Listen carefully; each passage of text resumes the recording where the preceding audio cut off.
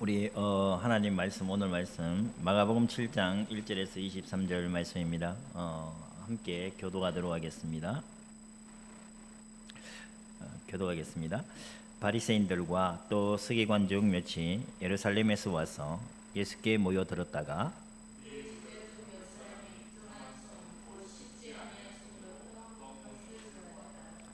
바리새인들과 모든 유대인들은 장로들의 전통을 지켜 손을 잘 씻지 않고서는 음식을 먹지 아니하며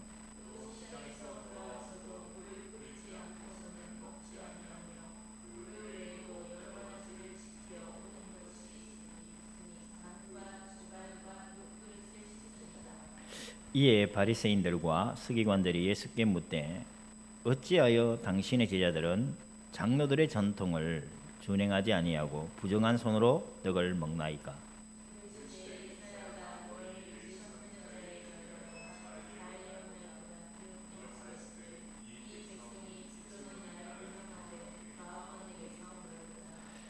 사람의 계명으로 교훈을 삼아 가르치니 나를 헛되이 경배하는도다 하였느니라. 또 이르시되 너희가 너희 전통을 지키려고 하나님의 계명을 잘 저버리는도다.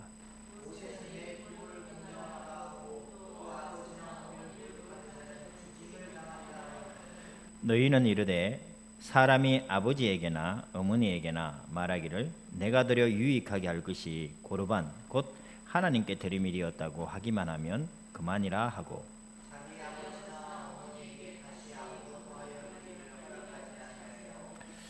너희가 전한 전통으로 하나님의 말씀을 폐하며 또 이 같은 일을 많이 행하느니라 하시고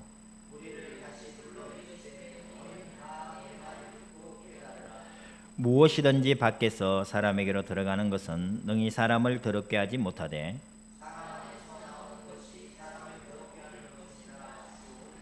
무리를 떠나 집으로 들어가시니 제자들이 그 비유를 묻자온데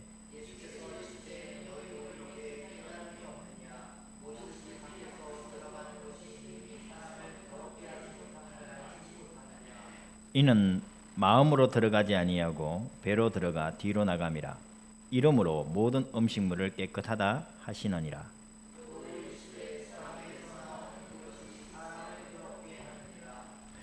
속에서 곧 사람의 마음에서 나오는 것은 악한 생각 곧 음란과 도둑질과 살인과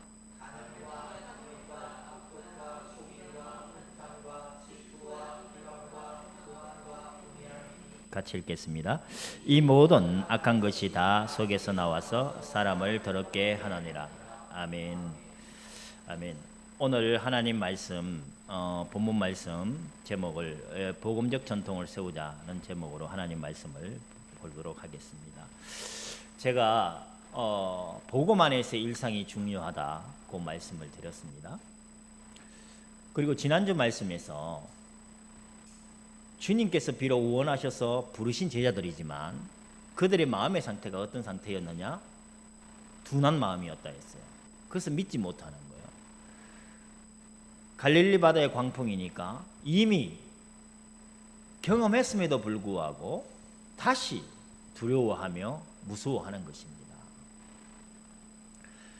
그런데 하나님께서는 상실한 마음으로 버려두지 아니하시고 불신자처럼 그 제자들의 둔한 마음을 오직 예수 되게 하시고 정한 마음 되게 하셔서 그의 삶의 전부를 그들의 인생의 전부를 오직 하나님 나라를 위하여 충성된 종으로 살아갈 수 있도록 결국에는 하나님이 그렇게 쓰셨음을 우리가 성경을 통해 보고 있습니다. 그래서 지금 현재 나의 상태가 반복되어지는 실수로 늘 나를 돌아볼 때에 내가 마치 갈릴리 호수 위에 광풍이 있는 그 바다 위에서 죽음을 두려워하는 제자들처럼 둔한 상태라 할지라도 우리가 그 상태 속에서 하나님은 머물게 하지 아니하신다. 우리를 정한 상태로 정한 믿음으로 회복해 하셔서 하나님 끝까지 충성된 종으로 쓰실 줄로 저는 믿습니다. 오늘 복음적 전통을 세우자 이 말씀 사실은 굉장히 우리가 어려운 말씀이에요. 실천하기가 어렵다는 얘기입니다. 한번 가만히 한번 생각을 한번 해보십시다. 우리가 성경을 볼 때에 믿음이 중요합니다. 그죠? 갈릴리 광풍 이는 그 바다에서 믿음이 없어서 두려워 떨며 무서워하는 제자의 상태가 아니라 천지를 창조하시고 그것을 다스리시는 예수를 믿음으로 담대히 일어섰으면 얼마나 좋겠습니까? 그러한 믿음이 우리 속에 일어나기를 간절히 바랍니다. 근데 그 믿음이 무조건적인 믿음이 아니라는 것입니다. 맹신이 믿음이 아닌 것입니다. 우리 사도행전 17장 11절 한번 띄워주시기 바랍니다. 같이 읽어보겠습니다. 시작. 베레아에 있는 사람들은 간절한 마음으로 말씀을 받고 이것이 그런가 하여 날마다 성경을 상고함으로. 화면 그대로 유지해 주세요. 베레아에 있는 사람들, 초대교회 성도들입니다. 그들이 어떻게 했다고요? 간절한 마음으로 말씀을 받았어요. 그 말씀 한번 띄워주세요. 띄워놔주세요.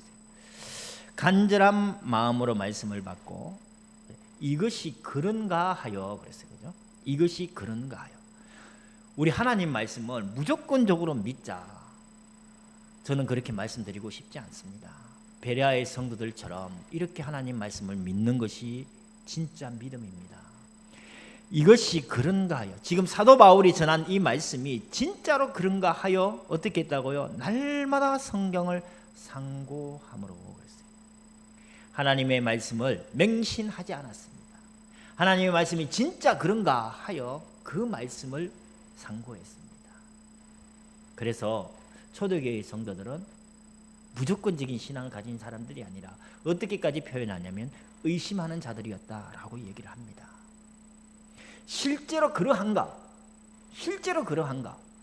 그러한 마음으로 성경을 보고 우리의 불신앙이 그러할 때 무너지는 것입니다.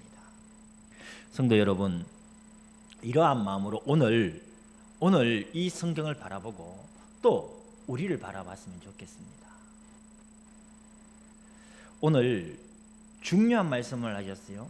전통을 얘기합니다. 우리 모두는 다 사실은 어떤 사회적인 기준 아래서 살아가고 있습니다. 가만히 내가 판단하고 내가 행동하는 그 모든 기준은 사회적인 어떠한 틀이 있는 것입니다. 그것을 넘어서서 보통 사람들은 그것을 넘어서서 행할 수는 없습니다. 그래서 우리는 그 사회적인 틀을 가장 작게는 법이라는 울타리가 있는 것이 아닙니까? 그것을 조금 더 넘어서면 윤리와 도덕이라는 것이 있는 것이고요. 그래서 이 전통에 대한 올바른 이해가 우리에게는 필요한 것입니다. 오늘 마가복음 7장 8절에 보니까 주님이 이렇게 말씀하셨어요. 사람의 계명으로 교훈을 삼아 가르치니 나를 헛되이 경배하는도다 하셨어요. 주님은 분명히 마가복음 7장에서 전통적인 이 유대 사회를 질책하시는 것은 분명합니다. 그렇다면 하나님, 우리 예수님께서는 모든 전통을 무시하시느냐? 결단코 그것이 아닌 것입니다. 똑같은 성경에서 데살로니가 후서에서는 사도 바울을 통해서 뭐라고 말씀하시냐면 우리의 편지로 가르침을 받은 그 전통을 지키라라고 말씀하고 계시는 것입니다. 그래서 주님께서 지금 말씀하시는 이 책망받는 유대인들의 전통과 우리가 지켜야 될 전통에 대해서 우리가 생각하며 굉장히 지혜를 하나님께 구하는 시간이고, 그래서 제가 굉장히 어렵다는 얘기를 말씀을 드리는 것입니다. 이 교리가 어려운 것이 아닙니다. 우리의 삶이 어렵다는 것입니다. 우리의 삶이 어렵다는 것을 한번 살펴보도록 하겠습니다. 오늘 장로들의 전통이라고 말씀을 하셨어요.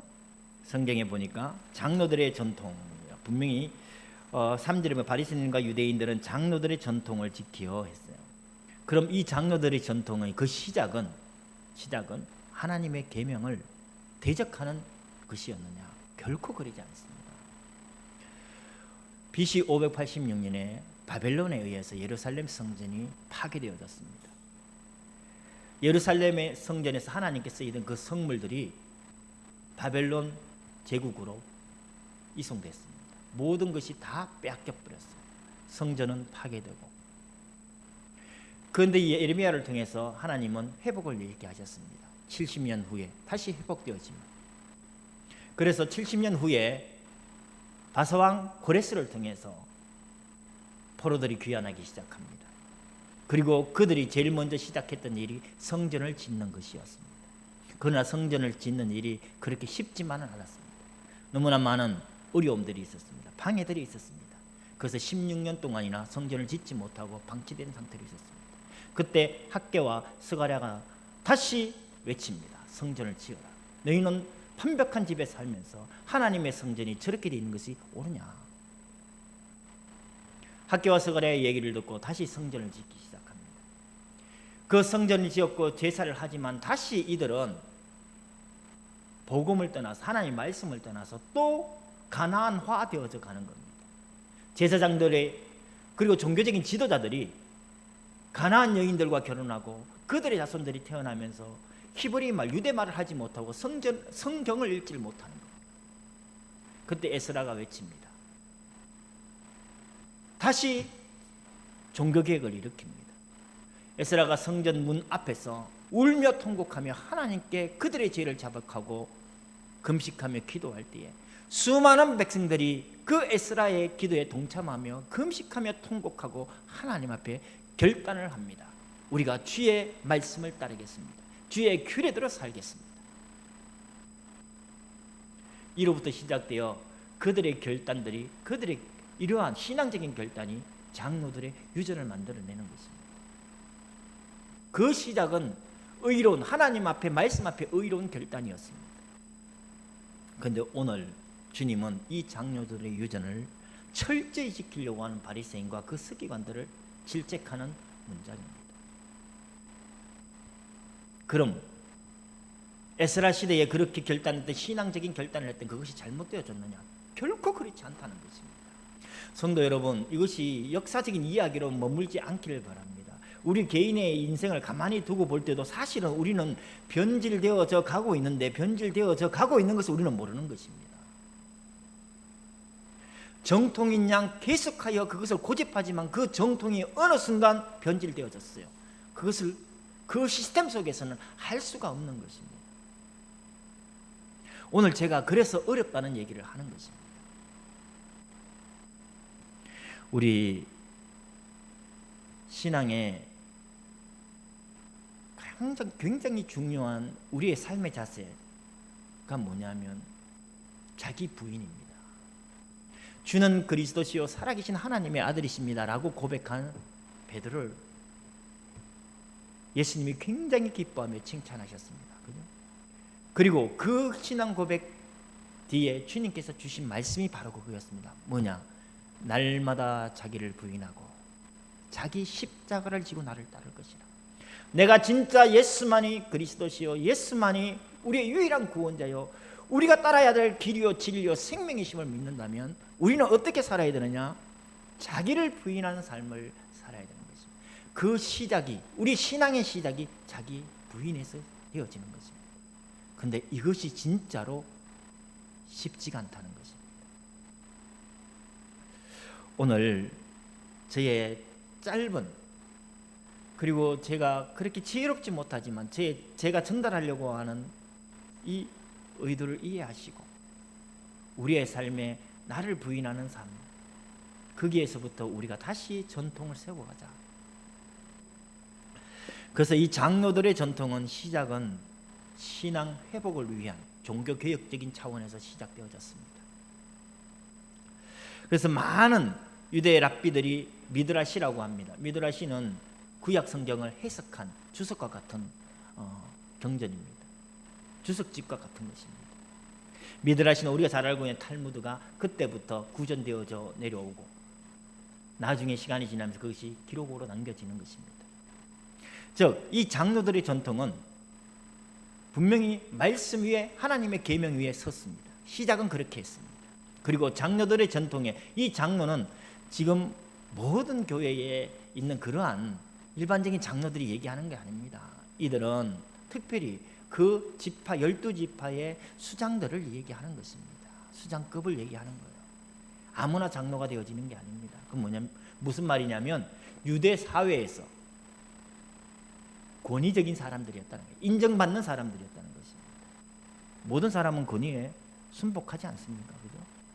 인정할 만한 사람이고 하나님으로부터 인정받는 사람들이고 사회가 인정하는 사람들이었어요. 그러한 사람들이 하나님의 말씀을 올바로 지키기 위하여 이 유대 사회가 올바로 하나님의 나라가 되기 위하여 그들이 그들의 신앙적인 고백이 바로 장로들의 전통이고 유전인 것입니다. 그래서 이것은 분명히 역사성을 갖고 있습니다. 이들이 지금 오늘 예수님과 이렇게 담론하고 있는 이 사람들이 7장 1절에 보니까 바리새인들과 또 서기관 중 몇이 예루살렘에서 와서 이렇게 했어요. 주님께서 지금 활동하고 계신 그 갈릴리 지역의 바리새인들이 아니고 서기관들이 아닙니다. 뭐냐면 중앙에서 지금 내려온 사람들이에요. 유대라는 사회는 아주 특이한 사회입니다. 물론 그 당시에는 분봉왕 체계가 되어져서 왕들이 지역을 나누어서 분할해서 통치하고 있었지만, 그러나 유대인들의 삶을 직접적으로 통치하는, 규제하는 사람들은 누구냐면 사내들인 공회원들이었습니다. 즉 예루살렘 성전에서 대제사장들과 서기관들과 바리새인들이 그들이 함께 이 유대 땅을 통치해 나가는 것입니다. 바로 유대를 통치하는 그 중앙에 있는 사람들이 지금 갈릴리 예수님 앞에 지금 나와서 예수님을 보고 있는 거예요. 관찰하고 있는 거예요. 그들이 무엇을 봤습니까? 오늘 보니까 2절에 그의 제자 중 몇 사람이 부정한 손 곧 씻지 아니한 손으로 떡 먹는 것을 보았더라 했어요. 이 장로들의 유전에는 3절과 4절에는 설명이 되어져 있습니다. 장로들의 전통을 지켜 손을 잘 씻지 않고서는 음식을 먹지 아니한다 했고, 그리고 시장에서 돌아와서는 물을 뿌리고 또 그릇을 씻는다라고 분명히 말씀하고 있습니다. 즉 이들은, 그 당시의 유대인들은 하나님의 말씀을 지킬 뿐만 아니라 이 말씀을 지키기 위하여 신앙적인 규례를 만들었는데 그 장로들의 유전을 또한 지켜야만 했습니다. 그렇게 그들은 살아갔던 거예요. 네. 제자들이 어떻게 했다고요? 장로들의 유전을 지키지 아니하고 손을 씻지 아니하고 음식을 먹었다 했어요. 네. 손을 씻지 아니하고 음식을. 자, 이에 대해서 주님이 일단은 뭐라고 말씀하셨습니까? 7절에 보니까 바로 이 말씀하셨어요. 사람의 계명으로 교훈을 삼아 가르치니 나를 헛되이 경배하는도다. 성도 여러분, 다시 한번 말씀드립니다. 우리가 어떠한 신앙적인 전통을 세워나가기 위해서 교회가 결의할 수가 있어요. 그렇죠? 교회가 어떠한 신앙적인 전통을 세워가기 위해서 올바른 믿음 안에서 우리의 후대를 교육하기 위해서, 또 성도를 교육하기 위해서 신앙적인 결의를 할 수가 있어요. 우리 교회는 이렇게 간다. 그것이 어쩌면 교회의 전통이 되어질 수도 있습니다. 그런데 주님께서 지금 하시는 말씀이 무엇이냐? 사람의 계명으로 교훈을 삼아 나를 헛되이 경배하는도다. 우리는 하나님을 섬긴다고 하면서 선한 마음으로 이러한 결의를 하고 이러한 전통을 세워서 이렇게 가르칩니다. 그런데 주님께서 하신 말씀은 그것이 잘했다 칭찬하는 것이 아니라 책망하는 말씀이에요. 제가 바로 이러한 점을 두고 말씀을 하는 것입니다. 조금 더 구체적으로 들어가 보겠습니다. 하나님의 계명과 사람의 계명. 주님께서 바로 이러한 서기관들과 제사장들이 식지 아니한 손으로 먹는 것을, 밥을 먹는 것을 보고 왜 장로들이 유전을 지키지 않습니까? 라고 질문하는 이것을 두고 주님께서 뭐라고 말씀하셨냐? 첫 번째, 고르반을 얘기했습니다. 11절에 보니까 이런 말씀하셨어요. 너희는 이르되 사람이 아버지에게나 어머니에게나 말하기를 내가 드려 유익하게 할 것이 고르반 곧 하나님께 드림이 되었다고 하기만 하면 그만이라. 이 말씀이 뭐냐면, 이 고르반이라는 것은 레위기에 나오는 제물을 얘기합니다. 레위기에는 여러 제사들이 나옵니다. 5대 제사가 있거든요. 그 제물 하나하나를 소와 양과 염소와 그리고 곡식들, 이 가지고 온 하나님 앞에 제물 드리기 위해서 가지고 있는 이 헌물들을 고르반이라고 하는 것입니다. 즉 무슨 말이냐? 이 말씀은 지금 예를 들어 지금 나에게 돈이 있다고 합시다. 한 100만 원이 있어요. 이 100만 원을 어머니가 지금 병원에 가야 돼. 아버님이 지금 아프셔. 그 치료를 해야 돼. 필요해요. 근데 이 100만을 나는 하나님께 드리겠다고 작정을 했어. 안 드리는 거예요. 엄마 아빠는 병원도 못 가. 이것이 옳으냐는 얘기입니다. 지금 그 이야기를 하시는 거예요. 지금 내가 이것 하나님께 드리겠습니다라고 작정을 했어. 고르반이라고 얘기를 했어요. 그러면 그것을 인하여 내 부모와 내 가족을 부양해야 될 그 의무가 우리 자식들에게 있고 부모에게 있는데 그 부양의 의무를 다하지 않는 것은 과연 옳은 것이냐. 지금 그 이야기를 주님이 말씀하시는 거예요. 그 8절에 보니까 너희가 너희 전통을 지키려 하나님의 계명을 잘 버리는도다 했어요. 모세는 내 부모를 공경하라, 또 아버지나 어머니를 모욕하는 자는 죽임을 당하리라. 분명히 이렇게 말씀되어져 있음에도 불구하고 장로들의 유전에 의해서 고르반이라고 하면 그것조차도 그냥 무시되어지는 겁니다. 인정되어지는 거예요. 하나님 나라를 위해 일했다고 인정되어지는 것입니다. 조금 더 구체적으로 제가 아까 말씀을 드렸어요. 근데 우리 일상에는, 우리 신앙적인 삶에서는 이런 일들이 참 많이 일어나고 이것을 믿음이라고 지켜 세우기도 합니다. 어떤 분이 굉장히 은혜 받았어요. 부흥에서 굉장히 은혜 받았어요. 그래서 왕창 다 하나님께 헌금을 했어요. 그래서 그 모든 돈을 왕창 헌금하고 나서 집에 들어가려고 하니 이제 가슴이 뜨끔한 거예요. 뒷수습이 안 돼. 실제 있었던 이야기예요. 저 그분 비난하려고 하네. 그분은 그분의 믿음이었어요. 너무 은혜됐어. 그래서 그 돈으로 뭐 장사를 하려고 차를 하나 사야 됐어. 조그마한 트럭으로 뭐 하려고. 근데 그 돈을 갖다가 너무 다 헌금해 버렸어. 마누라한테 쫓겨나고 비 오는 날 집에도 못 들어가고 그랬대요. 뭐 지금도 잘 살고 계십니다만.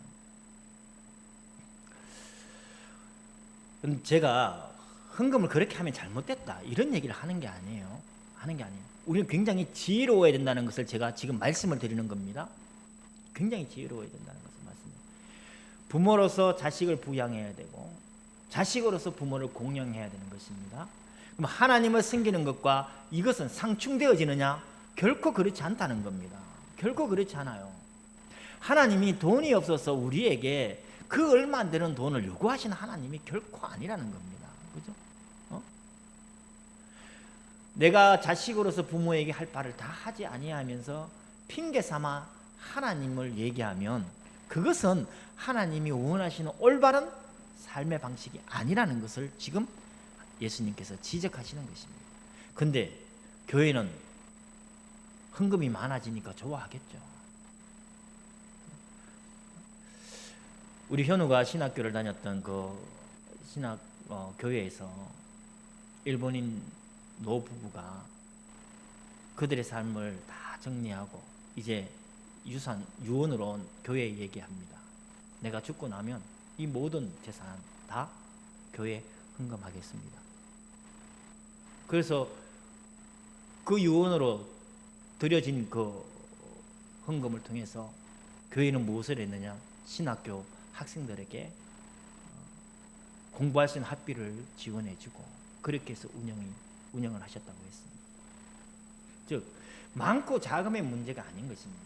우리가 지금 해야 될 우리의 의무는 하나님에 대한 헌물, 고르반뿐만 아니라 우리 형제, 일가, 친척을 돌아보는 일에 있어서도 주님은 동일하게 중요하게 여기신다. 자식이 부모를 공양하지 아니하면서 고르반을 얘기하는 것은 하나님 뜻이 아니다. 내가 가지고 있는 것으로 나의 형제를 돌보지 아니하면서 고르반을 얘기하는 것은 아니라는 겁니다. 무슨 말인지 아시겠죠? 사도 바울은 그래서 이런 얘기까지 합니다. 내 형제를 돌아보지 아니하는 자는 불신자보다도 더 악한 자라고 얘기를 하고 있어요.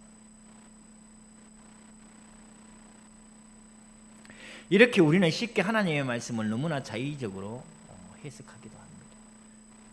성도 여러분, 우리 요한일서 4장 20절 21절 한번 같이 읽어보겠습니다. 띄워주세요. 시작. 누구든지 하나님을 사랑하노라 하고 그 형제를 미워하면 이는 거짓말하는 자니 보는 바 그 형제를 사랑하지 아니하는 자는 보지 못하는 바 하나님을 사랑할 수 없느니라. 우리가 이 계명을 주께 받았나니 하나님을 사랑하는 자는 또한 그 형제를 사랑할 아멘. 하나님을 사랑한다면서 그 형제를 사랑하지 않는 자, 그것이 진짜 하나님을 사랑하는 것이 아니다. 주님 말씀하시는 거예요. 마태복음 25장에는 예수님께서 마지막 세 가지 비유, 중요한 비유 세 가지 비유가 나옵니다. 말세에 주님께서 재림하셔서 그 재림의 순간, 심판의 순간 주님께서 하실 그 심판을 비유로 말씀하시는 게 있어요. 그 마지막 비유가 양과 염소라고, 염소의 비유라고 우리가 얘기를 합니다. 우리가 한번 생각을 해봅시다. 하나님께 칭찬받는 사람은 우리가 생각할 때 그래요. 그리고 지금 많은 교회들이 잘못 가르치고 있는 것 중에 하나가 그래요. 교회 일에 충성하는 자 하나님이 기뻐하신다고 얘기합니다. 교회 일에 충성하자 말자는 게 아니에요. 오늘 말씀드린 것, 지금 말씀드린 것처럼 하나님을 경배하는 것과 내 형제, 내 혈육을 공양하는 것과는 다른 게 아니다는 겁니다.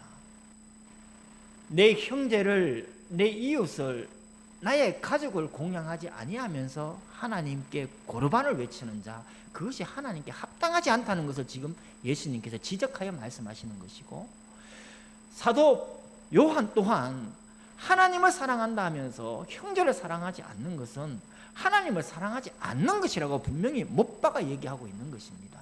그렇죠? 내 형제를 사랑하지 아니하면서 하나님을 사랑한다고 우리는 너무나 많이 우리를 스스로 속이고 있다는 것을 지금 말씀드리는 겁니다. 내 남편을 사랑하지 않으면서 내 형제, 내 아내를 사랑하지 않으면서 하나님을 사랑한다? 이건 말이 안 되는 거예요. 그래서 제가 제일 먼저 우리 가족부터 회복되어져야 되겠다. 우리 가족이 진짜 천국을 누리는 가족이 되어졌으면 좋겠어요. 부부간의 애틋한 사랑으로, 그리고 부모와 자식 간에 끊을 수 없는 이러한 하나님의 이 사랑으로 우리가 단단히 세워져가는 우리의 가정이 진짜 먼저 되어져야 되지 않을까. 우리가 남에게 우리의 가정이 엉망이라 할지라도 나를 구원하신 그 하나님의 그 무한하신 사랑 때문에 불신자에게 나가서 복음을 전하고 그래야 되겠죠, 분명히. 그러나 분명히 우리의 가정은 천국 가정이 되어져야 됩니다. 분명히 이러한 기도 제목을 우리가 끝까지 놓치지 말아야 된다는 것입니다. 그런데 이렇게 말하고 있는 저조차도 굉장히 힘들다는 것을 솔직히 말씀드리는 겁니다. 포기할 수 없고, 그러나 이것을 주님께서 언약으로 주셨기 때문에 나는 엘샤다이 하나님을 믿습니다. 그래서 나는 끝까지 가정 회복을 두고 하나님 앞에 기도할 것입니다. 코로나를 통해서 제일 먼저 내게 주어졌던 하나님의 말씀이 가정을 살리자는 것이었습니다. 성도 여러분, 제발 우리 마음대로 이 하나님의 말씀을 해석하지 맙시다. 하나님 말씀 1.1획도 땅에 떨어지지 아니하고 그대로 성취되어진다는 이 말씀에 내가 원하는 말씀만 줄기차게 외우고 내가 원하는 말씀만 줄기차게 보고, 그것이 아니라 모든 하나님의 말씀을 귀하게 여기며 내 마음속에 찔림이 있는 그 말씀이 더 나를 살리는 말씀이냐, 나를 회복시키는 말씀으로 귀중하게 여기고 그 모든 말씀을 귀중하게 여기고 우리가 살아갔으면 좋겠습니다. 그래서 보이는 내 형제, 내 가족, 하나님의 사랑으로 사랑하며 그들을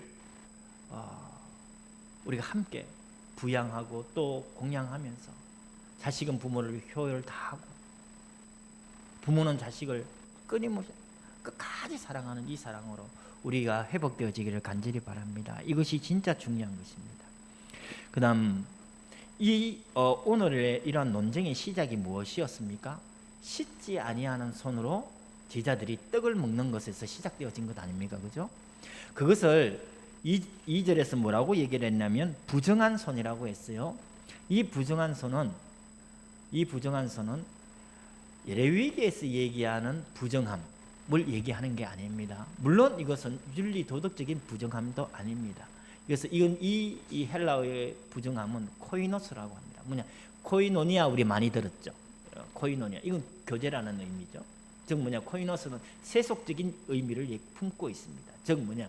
세속적인 삶을 지금 얘기하고 있는 겁니다.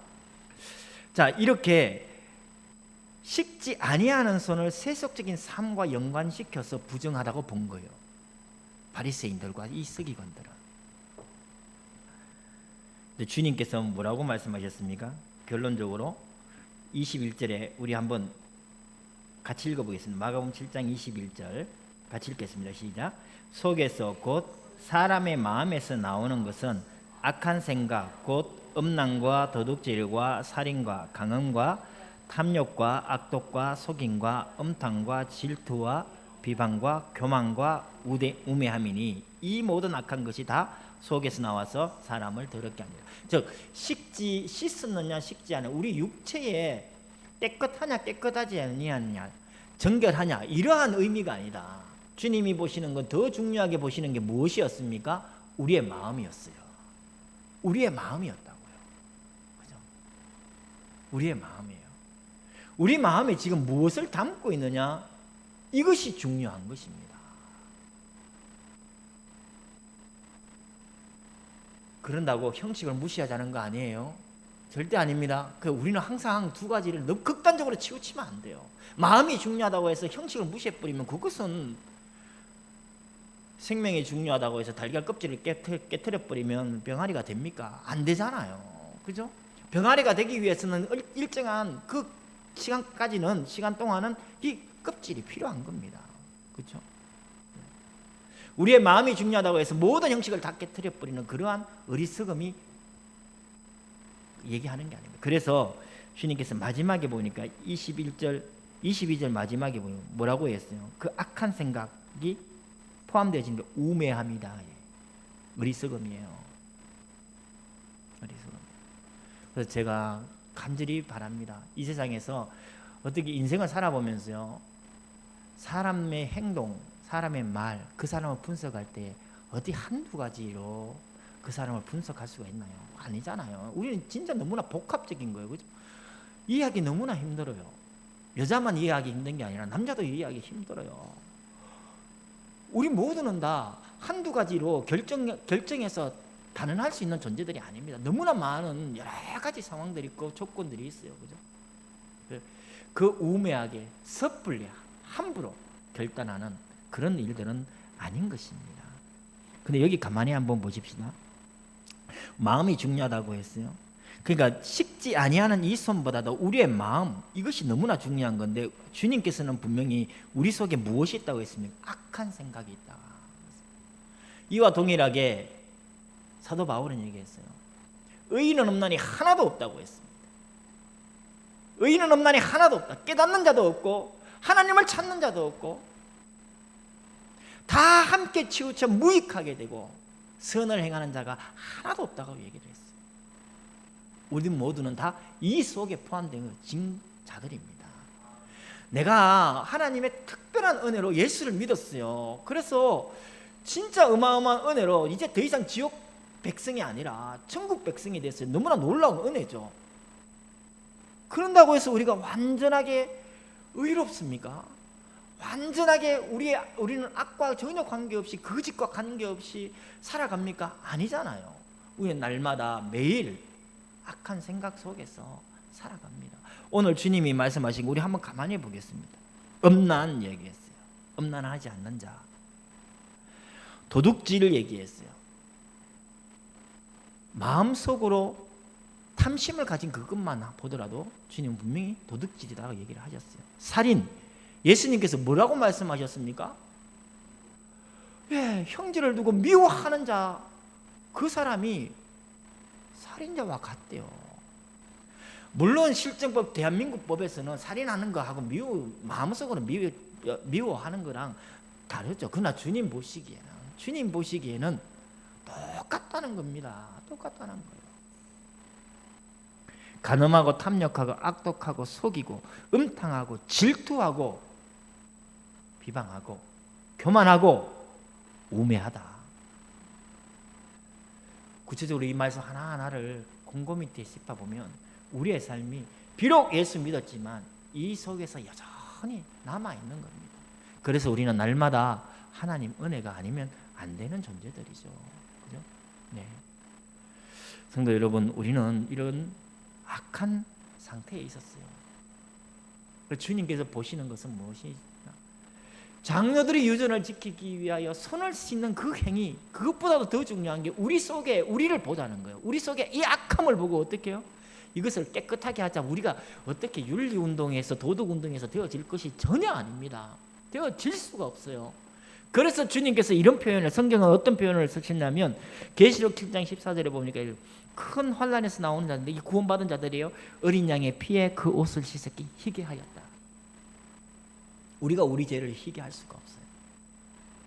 주님이 죽으신 그 보혈의 피, 그로 인하여 우리는 정결하게 되어지고 깨끗하게 되어지는 것입니다.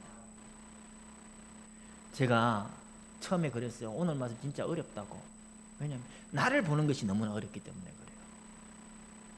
왜? 나는 생각하잖아요. 그리고 내가 틀렸다고 생각하기 때문에 행동하는 건 아니잖아요. 내가 그 순간 옳다고 판단했기 때문에 행동하는 것이지 않습니까? 그죠? 근데 장로들의 전통이 처음에는 하나님을 향한 신앙 회복에서 시작되어졌는데도 불구하고 변질되어져 버렸어요. 나도 모르게 내가 이러한 변질 속에서 살아갈 수 있다. 그래서 너무나 어렵다는 겁니다. 그래서 제가 자기 부인을 처음에 얘기했던 거예요. 우리 날마다 주님 앞에 나를 부인해야 됩니다.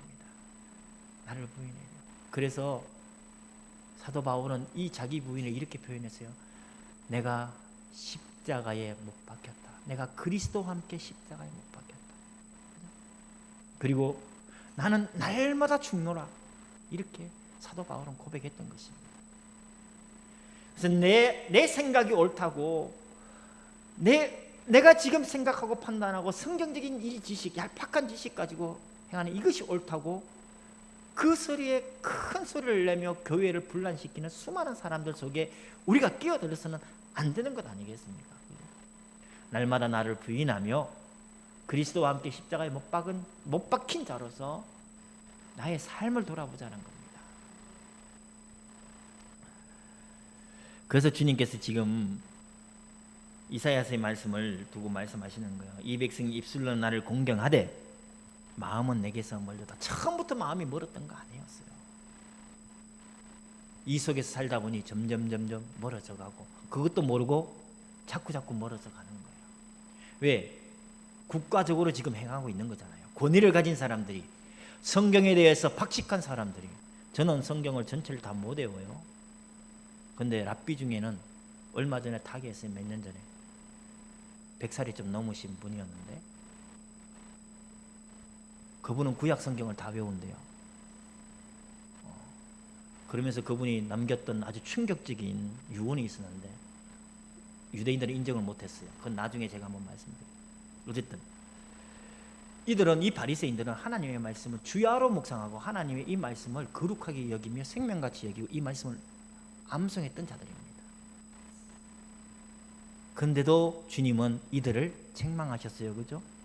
솔직히 우리가 하나님 말씀 얼마나 외우고 있습니까? 얼마나 우리가 마음에 담고 있나요? 아니잖아요. 그런데 그 얄팍한 우리가 몇 가지 알고 있는 그 지식 가지고 이것이 그러하다 저러하다 비판하고 정죄하고 할 수 있겠습니까? 어디서 그러한 확신이 차는지 모르겠어요. 우린 그게 아니에요. 우리 날마다 사도 바울처럼 날마다 죽는 삶을 고백해야 되는 것입니다. 날마다 자기를 부인하는 삶이 진짜 하나님 앞에 새롭게 중생한 성도들의 삶인 줄로 저는 믿습니다. 에스겔 36장 26절 27절을 띄워주세요. 같이 한번 읽어보겠습니다. 시작. 또 새 영을 너희 속에 두고 새 마음을 너희에게 주되 너희 육신에서 굳은 마음을 제거하고 부드러운 마음을 줄 것이며 또 내 영을 너희 속에 두어 너희로 내 율례를 행하게 하리니 너희가 내 규례를 지켜 행할지라. 아멘. 좀 띄워놔 주세요. 지금 이 에스겔서 말씀이에요. 말세를 향한 말씀이에요. 말세 성도를 향한 축복의 말씀이에요. 이건 뭐 성령 내주하신 성도들의 삶을 지금 얘기하는 겁니다. 내 새 영을 너희 속에 두고 새 마음을 너희에게 주대야 했어요. 새 마음. 내가 하나님 앞에 구원받기 위하여 억지로 노력하는 것이 아니라 내 영을 너희 속에 두고 너희로 내 율례를 행하게 하리니 기쁨과 즐거움으로 주의 말씀을 행할 수 있도록 우리에게 새 마음을 주는 거예요. 옛날에는 억지로 억지로 주의 말씀을 읽어야지 이랬다면 어느 날 갑자기 나도 모르게 하나님께서 은혜의 마음을 주셨어요. 하나님 말씀을 읽고 싶어. 하나님 말씀을 듣고 싶어. 하나님을 찬양하고 싶어. 이런 마음이 막 생겨나는 거예요. 혹시나 이러한 마음이 아직까지 생기지 않았다고 해서 그것을 자책할 필요 없어요. 오늘 에스겔서 말씀이 우리를 향한 말씀인 줄로 저는 믿기 때문에 이러한 말씀을 반드시 우리 속에, 내 속에서 회복시키실 줄 믿습니다. 내 자녀 속에서 회복시키실 줄 믿습니다. 우리의 가정이 이렇게 회복되어질 날이 오게 될 줄로 믿습니다. 내 영을 주신다 했어요. 성령을 부어주신다 했어요. 그래서 하나님의 이 규례를 지켜 행하게 되는 것입니다. 우리는 그러한 삶입니다. 그래서 오늘 제목을 복음적 전통을 지키자 했어요. 복음적 전통을 지키자. 말세 성도에게는 그래서 많은 지혜가 필요합니다. 성도 여러분, 지금 우리나라 교회 상황을 볼 때에 너무나 안타깝습니다. 그죠? 그러나 우리나라는 엄청난 복음적 전통을 우리가 물려받은 게 있어요. 너무나 고귀한, 너무나 귀중한 우리 선조들, 믿음의 선조들이 계십니다. 하나님의 나라를 위하여 자기의 생명을 아끼지 아니하고 얼마나 두려웠겠어요. 일본 순사들의 그 고문을, 그 채찍을, 그 매를 이루 상상할 수 없는 그러한 이 폭력을 얼마나 두려웠겠어요. 얼마나 아팠겠어요. 고통스러웠겠어요. 그러나 이 하나님의 영광을 바라보며 우리의 선조들은 믿음을 저버리지 않았었어요. 공산주의가 저 북녘 땅을 정복하고 뒤덮었을 때에 수많은 그리스도인들, 수많은 하나님의 백성들이 이 땅에 와서 기도하며 이 나라에 교회를 세웠어요. 전쟁 중에도 저 부산에서 신학교는 멈추질 않았어요. 부산에서 피난하여 수많은 기독교인들이 이 나라를 위하여 기도했습니다. 계속해서 하나님의 말씀을 증거했습니다. 그런 전통 속에 이 나라의 교회가 세워졌어요. 물론 안타까운 많은 일들도 있었습니다. 정치와 야합하여 이 복음이 변질되어지도록 앞장선 목사들도 있었어요. 그 핍박과 박해를 이겨내지 못하고 신사참배한 목사들도 있고, 정치권에 붙어서 교회를 키워나갔던 목사들도 있었어요.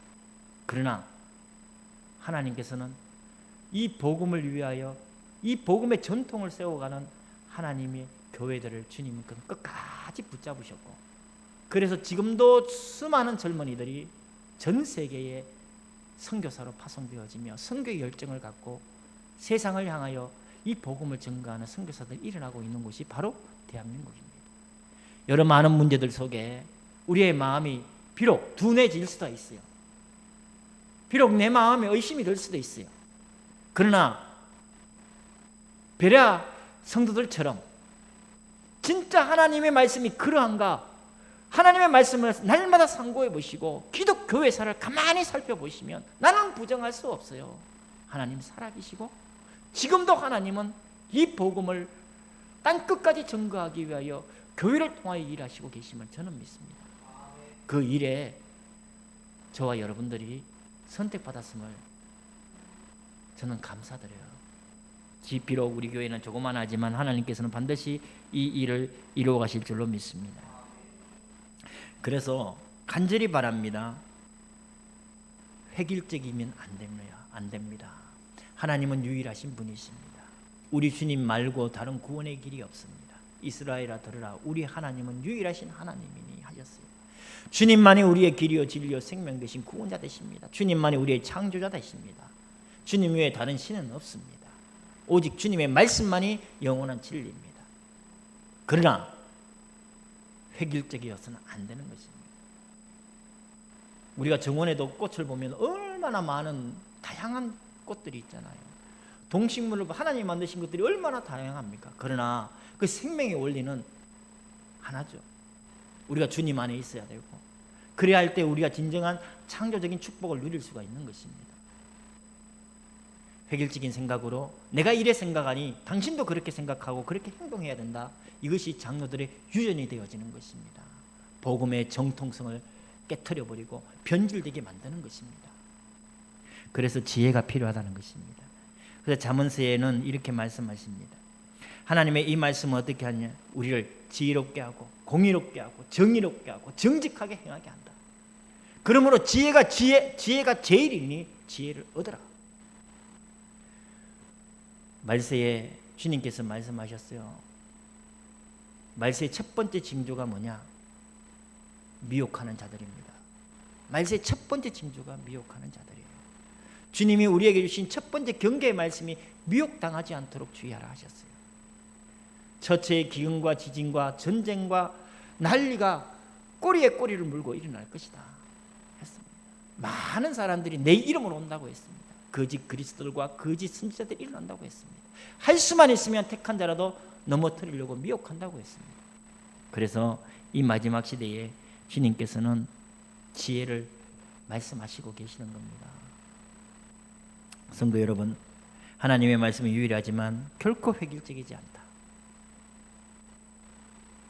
우리가 하나님의 이 말씀을 마음에 담고 우리의 기준대로 판단하여 많은 사람들을 어렵게 만들고 미혹하는 그런 일들을 해서는 안 되는 것입니다. 우리 대한민국 교회가 그랬으면 참으로 좋겠습니다. 결코 교회가 사회운동하는 곳이 아니지 않습니까? 우리 주님이 지금 전통을 책망하였다고 해서 사회개혁가입니까? 아니잖아요. 우리 주님은 그러한 분이 아니에요. 우리의 고집이 우리의 확신인 양 생각하면 안 되는 것입니다. 말씀에 대한 고집이 하나님의 말씀에 대한 확신과는 분명히 다른 것입니다. 우리가 하나님의 말씀은 너희 안에 착한 일을 시작하신 이가 그리스도 예수 날까지 이루실 줄을 우리가 확신한다고 했습니다. 주님께서 우리에게 주신 이 말씀, 그리고 이것을 언약으로 붙든 우리를 통하여 주님께서는 반드시 이루실 것을 우리는 확신해야 됩니다. 그것이 없다면 우리의 믿음은 아무것도 아닌 것이죠. 그러나 우리의 생각이 기준이 되어서, 우리의 획일적인 생각이 기준이 되어서 변질되어진 전통인 양 착각하고 살아가서는 안 된다는 것입니다. 그래서 오늘 말씀이 나를 돌아본다는 것이 참으로 너무나 힘들고 어려운 말씀입니다. 진짜로 하나님께서 이 땅 위에 하나님의 나라를 이루시기 위해서는 하나님이 역사해야 되는 것 아니겠습니까? 내 생각으로는 할 수 없는 것 아니겠습니까? 내 뜻으로는 할 수 없는 것 아니겠습니까? 그래서 나를 부인하는 것이 필요하고 하나님을 인정하기 위하여 내 생각을 내려놓자는 것입니다. 아무리 좋은 시도를 할지라도 인간의 조직과 인간의 생각들은 변질되어짐을 오늘 본문 말씀을 통해 보시고, 우리가 선하고 의로운 하나님의 뜻을 이루기 위하여 결의한 그것들이 이렇게 변질되어지지 않도록 날마다 우리를 돌아보는 지혜가 있기를 간절히 바랍니다. 우리 기도하겠습니다. 하나님, 주님 앞에 나와 예배하며 말씀 듣게 하시니 감사합니다. 진리의 말씀으로 날마다 우리를 깨우치사 우리 속에 숨어있는 위선적이고 거짓된 신앙을 경계하게 하소서. 주를 향한 열심으로 나를 합리화하고 나의 의를 높이려는 모든 교만한 의도는 주님 말씀 앞에 산산이 부서지게 하시고, 오직 내 마음속 깊이 진리의 말씀이 뿌리내려 복음 안에서 신앙의 전통을 세워가게 하소서. 우리의 가문과 교회가 하나님 말씀 위에 복음적 전통을 세워 이 지역과 사회의 빛과 소금의 사명을 감당하게 하소서. 우리 주 예수 그리스도의 이름으로 기도합니다. 아멘.